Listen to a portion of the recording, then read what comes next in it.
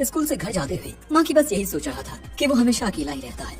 इस वजह से नहीं कि उसे दूसरों से बात करना पसंद नहीं है, बल्कि इस वजह से कि वो दूसरों से बात कर ही नहीं पाता। बड़ा इंट्रो टाइप बंदा है ये। जिसके बाद अगले दिन हम देखते हैं कि यू ओमी के सामने बिल्कुल बच्ची की तरह नाटक करती है, जैसे ये कोई छोटी बच्ची है। अब यहाँ कुछ लड़के बात कर रहे थे कि ये दोनों कितनी ज्यादा खूबसूरत हैं। एक बहुत ही ज्यादा क्यूट है और दूसरी बहुत ही ज्यादा हॉट।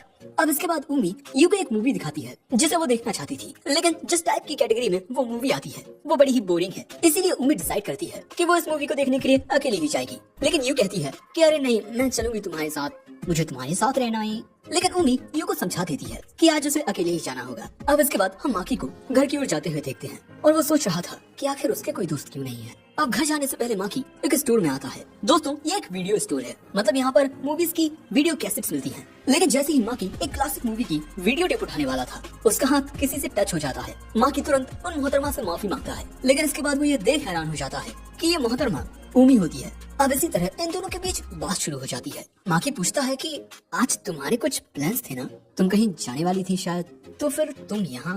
उमी कहती है तुम्हें कैसे पता?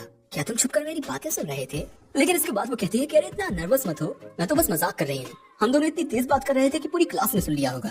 और इसके बाद उमी बताती है कि वो काफी वक्त से माकी से बात करना चाहती थी और इसीलिए उसने आज का दिन चुना। माकी को उसकी बात सही से समझ नहीं आती। सो इसके बाद उमी माकी को अपनी पर्सनल प्रोफाइल दिखाती है, जिससे हमें पता चलता है कि उमी की हॉबीज गेम्स खेलना और माकी की ही तरह अजीबोगरीब फिल्में देखना है। और क्योंकि माकी के साथ उसके सारे इंटरेस्ट मैच करते हैं, इसीलिए वो माकी से दोस्ती करना चाहती है। माकी भी इसके लिए राजी हो जाता है। जिसके बाद उमी माकी से पूछती है कि तुम मुझे कोई अच्छी मूवी सजेस्ट करो, कोई बढ़िया सी।